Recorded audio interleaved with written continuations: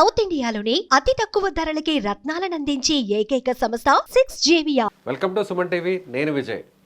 YCP అధినేత మాజీ ముఖ్యమంత్రి జగన్మోహన్ రెడ్డి చేసినటువంటి కామెంట్స్ ఇప్పుడు ఏపీ పొలిటికల్ సర్కిల్స్లో దుమారం రేపుతున్నాయి. ముఖ్యంగా ఆయన ప్రతిపక్ష హోదా విషయంలో ఆయన చేసినటువంటి వ్యాఖ్యలు ఇప్పుడు ఎలా చూడాలి అంటే, ప్రతిపక్షమైన పాలకపక్షమైన రెండే ఉంటాయి. ఇప్పుడు అక్కడ 4 పార్టీలు ఉంటే 4 పార్టీల్లో 3 పార్టీలు టీడీపీ, జనసేన, బీజేపీ అధికార పక్షంలో ఉన్నారు. ఇక మిగిలిన పార్టీ వైసీపీ. సో మాకు ఎందుకు ప్రతిపక్ష హోదా ఇవ్వరు అంటూ కూడా ఆయన క్వశ్చన్ చేశారు. మరొక మాట కూడా మాట్లాడారు ఆయన. పవన్ కళ్యాణ్ కార్పొరేటర్కి ఎక్కువ, ఎమ్మెల్యేకి తక్కువ అంటూ ఆయన చేసినటువంటి సంచలన వ్యాఖ్యలపై ఇప్పుడు పొలిటికల్ సర్కిల్స్లో ఎలాంటి డిస్కషన్ నడుస్తుంది? ఎస్, దీని గురించి మాట్లాడదాం. మనతో పాటున్నారు senior political analyst Chandra Srinivas గారు. హాయ్ సార్, నమస్తే. నమస్కారం అండి. సో జగన్మోహన్ రెడ్డి ఇంకా పవన్ కళ్యాణ్ని విమర్శించడం ఆపలేదనుకోవచ్చా? అంటే ఇంకా కూడా వ్యంగ్యంగా మాట్లాడడం ఆపలేదనుకోవచ్చా?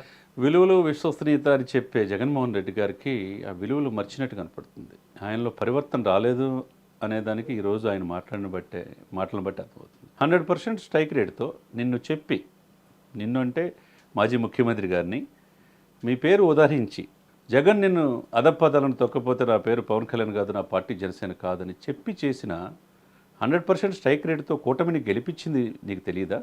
164 ఎమ్మెల్యేలు, 21 మంది ఎంపీలు గెలిచి మీరు 151 నుంచి మధ్యలో 5 పోయి 11 సీట్లకి పరిమితమైంది మీకు తెలియదా? చివరికి మీ మంత్రులు రియలైజేషన్ అయ్యి కేతిరెడ్డి లాంటి వాళ్ళు, లేకపోతే అమర్నాథ్ లాంటి వాళ్ళు, లేకపోతే మిగతా బయటికి వెళ్ళిన వాళ్ళంతా అదే ఎల్లకలేక మేము అనవసరంగా పవన్ కళ్యాణ్ గారు తిట్టాం, వ్యక్తిగత దోషం చేయడం తప్పు, ఆ తప్పు పర్యవసానం అనుభవిస్తున్నామని చెప్పి మీతో పనిచేసిన మంత్రులు, ఎమ్మెల్యేలే ఇప్పుడు పశ్చాత్తాపడుతున్నారు తప్పితే మీలో పరివర్తన రాకపోవటం చాలా బాధగా ఉంది. ఎందుకంటే ప్రపంచం అంతా ఆయన గెలుపు చూసింది పవన్ కళ్యాణ్ గారిది. మీరేం సర్టిఫికెట్ ఇవ్వాల్సిన అవసరంలా, గౌరవనీయులైన మాజీ ముఖ్యమంత్రి జగన్మోహన్ రెడ్డి గారు. ఎందుకంటే మీకు తెలియదా, 151 సీట్ల నుంచి 11 సీట్లకి ఇప్పుడు మీరు బెదిరిస్తే ఏమన్నా ఇస్తారా? ఇవ్వము అని చెప్పేశారు. శాసనసభ స్పీకర్ చెప్పాడు, పయ్యావుల కేశవ్ శాసనసభ వ్యవహారాల మంత్రి చెప్పాడు.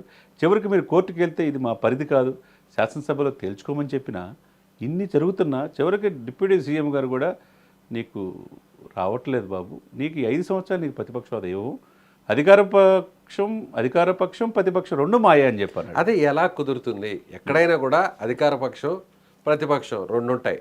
సో ఇప్పుడు అధికార పక్షంలో 3 పార్టీలు ఉన్నాయి. ఆల్రెడీ పవన్ కళ్యాణ్ దీని గురించి ఆయన కామెంట్స్ కూడా చేశారు. ఎందుకంటే సెకండ్ లార్జెస్ట్ పార్టీ నేనే కాబట్టి ఇస్తే నాకు ఇవ్వాలి అన్నారు. ప్రతిపక్ష హోదా అనేది అధికార పక్షంలో ఉన్న వాళ్ళకి ఎలా ఇస్తారు? హీరోలు వాళ్ళే, ఇక విలన్లు వాళ్ళే అనేటువంటి కామెంట్స్ కూడా అక్కడ జగన్ చేయడం చూడదు. సరే, మీకు ఇవ్వలేదు. జనసేన సీట్లు వచ్చిన 21 సీట్లని ఎందుకు తెచ్చుకోలేకపోయారు 5 సంవత్సరాలు? మరి మీకు ఆ హోదా లేదు కదా. లేదని చెప్పి చట్టాలు చెప్తున్నాయి, మంత్రులు చెప్తున్నారు, అందరూ చెప్తున్నారు. కానీ ఢిల్లీలో కేవలం 3 స్థానాలు ఉన్నటువంటి బీజేపీకి అక్కడ ప్రతిపక్ష హోదా ఆపిచ్చింది. మరి అలాంటప్పుడు ఇక్కడ 11 స్థానాలు తనకున్నాయి.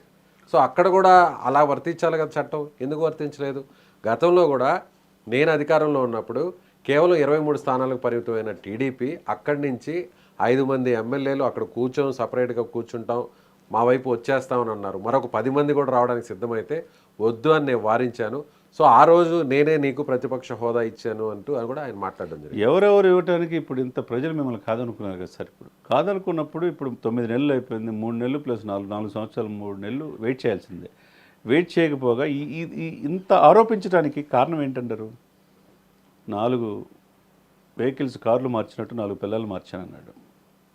ఆయన మార్గంలోనే జోగి రమేష్లు, రోజాలు వీళ్ళందరూ తెగ మాట్లాడిన వాళ్ళందరూ పవన్ కళ్యాణ్ గారిని అసెంబ్లీ గేటు దాటలేనన్నారు. ఆయన హ్యాపీగా కూర్చున్నాడు, డిప్యూటీ సీఎం అయ్యాడు, దేశ రాజకీయాలు శాసించే పరిస్థితిలో ఉన్నాడు.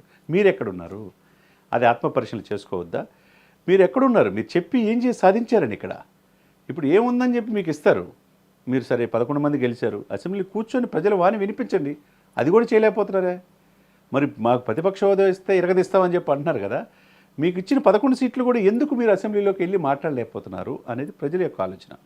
అదేవిధంగా ఇవన్నీ బాధ ఏంటంటే సార్ విజయ్ గారు, ఇవన్నీ కాదు, నేను 170 స్థానాలు సాధిద్దాం, 25 సంవత్సరాలు రాజకీయం చేద్దాం అనుకుంటే ఇతనేంద్ర బాబు నాకు అడ్డంగా నిలబడ్డాడు, గోడగట్టేశాడు, మళ్ళా చంద్రబాబు నాయుడు సీఎం అవడానికి చేశాడు, నా సీట్లు మొత్తం కాజేసి 151 సీట్లు 11 సీట్లకి పరిమితం చేశాడనే బాధ ఒకటి. 2, పవన్ కళ్యాణ్ రాజకీయాల్లో ఉన్నంత వరకు నేను ముఖ్యమంత్రి కాలేను అని తెలుసుకున్నాడు కాబట్టి ఆ ఆవేదనలో కూడిన ఇదే అని నేను అనుకుంటున్నాను. సో అధికారంలోకి కూటమి వచ్చిన తర్వాత ఇదే జగన్మోహన్ రెడ్డి ఇంటర్నల్గా పార్టీ లీడర్స్కు క్లియర్ కట్గా కొన్ని ఇన్స్ట్రక్షన్స్ ఇచ్చారు. ఎక్కడా కూడా జనసేన అధినేత పవన్ కళ్యాణ్ని విమర్శించొద్దు, టార్గెట్ చేయొద్దు అని చెప్పారు. సడన్గా వెంటనే కొన్ని నెలల వ్యవధిలోనే అదే జగన్మోహన్ రెడ్డి ఇప్పుడు ఎందుకు పవన్ని టార్గెట్ చేస్తూ మాట్లాడారు, కించపరుస్తూ వ్యంగ్యంగా మాట్లాడడం, అంటే కార్పొరేటర్ కూడా సరిపోరు అన్న విధంగా మాట్లాడడం. ఫస్ట్ టైం ఎమ్మెల్యే అయ్యారు, ఈ విషయాన్ని పవన్ గుర్తించుకోవాలని చెప్పడం ఏంటి ఇంత చేంజ్? జగన్మోహన్ రెడ్డి గారి దగ్గర సర్టిఫికేట్ తీసుకోవాల్సిన అవసరం లేదు పవన్ కళ్యాణ్ గారికి. దేశ ప్రధాని మోదీ, ప్రపంచ దేశ అధ్యక్షులు మనల్ని పొందిన మోదీయే ఈయన పవన్ కాదు తుఫాన్ అని పక్కన కూర్చోబెట్టుకున్నాడు. ఆయనే సర్టిఫికేట్ ఇచ్చాడు కదా, మీరు ఇవ్వాల్సిన అవసరం లేదు. మీకు అసలు ఏంటి, మీరు ఏ విధంగా పరిపాలన ప్రజలు మెప్పించారు, సంక్షేమ వాటిని అభివృద్ధిని మర్చారనే కదా. మీరు ఆయన ఉన్నంతకాలం మీరు ముఖ్యమంత్రి కావాలనే బాధతో వచ్చి ఓటు చెల్లకుండా ప్రభుత్వ వ్యతిరేక ఓటును చేల్చకూడదు ఉద్దేశం టీడీపీని కలుపుకొని చివరికి బీజేపీలో ఎన్డీఏలో కలిపి ఈరోజు విజయం సాధించడానికి కారణమయ్యాడనే బాధ తప్పితే వీ స్టాండ్ ఫర్ పోసాని అంటున్నారు సార్ వాళ్ళు. నాయకుడు జగన్మోహన్ రెడ్డి గారితో పాటు వాళ్ళ ఎమ్మెల్యేలు అప్పుడు మాజీ మంత్రులు ఏమన్నారు తెలుసా, వీ స్టాండ్ ఫర్ పోసాని అంటే మేము అట్లే బూతులు తిడుతుంటాం, మీరు పడండి అనా. ఇంకా మార్పు రాలేదంటారా? ఇంకా మార్పు అనేది అసలు ఎక్కడ కనపడుతుంది? పోసారిని మేము మాకు కావాలని పోలీసులు ప్రతి స్టేషన్ వాళ్ళు వస్తున్నారు. రేపు మాపో రాంగోపాలరావు కూడా కావాలన్నారు. ఆయన కూడా తప్పదు సార్. ఎవరైనా సరే నోరు ఉంది కదని అద్దు ఆపు లేకుండా మాట్లాడిన వాళ్ళందరూ శిక్ష పడాల్సిందే. ఇకపోతే మీ 11 సీట్లు ఎంతమంది ఉంటారో కూడా ఆలోచించుకొని వాళ్ళని కాపాడుకోవడానికి ప్రయత్నం చేయాలి. సుదీర్ఘమైన మీకు వయసు ఉంది, రాజకీయాలు చేయొచ్చు. ప్రజలు మనల్ని పొందితే రాజకీయాల్లో ఉండగలరు. మీరు ప్రజలు మనల్ని పొందకుండా ఆయన్ని కార్పొరేటర్కి ఎక్కువ, దీనికి తక్కువ, ఎమ్మెల్యేకి తక్కువ అంటే ప్రజలు మరి ఆయన ఎందుకు అందరం ఎక్కించారు, మిమ్మల్ని ఎందుకు అధపాతాలు తొక్కేశారు? అదే చిన్న ఎగ్జాంపుల్. సో ఇంకా మార్పు రావాల్సిన అవసరం ఉందంటారు, ఇంకా మారలేదంటారు. మార్పు వస్తుందేమో అని అనుకుంటే ఇప్పుడు ఈ పరిణామాలు చూస్తుంటే అసలు మార్పు వాళ్ళలో వచ్చే ప్రసక్తే కనపట్ల. Right sir, thank you. So ఇది అనలిస్ట్ చంద్ర శ్రీనివాస్ గారు చెప్తున్నట్టుగా ఎక్కడా కూడా జగన్మోహన్ రెడ్డి ఆలోచన విధానంలో ఎలాంటి మార్పు రాలేదు.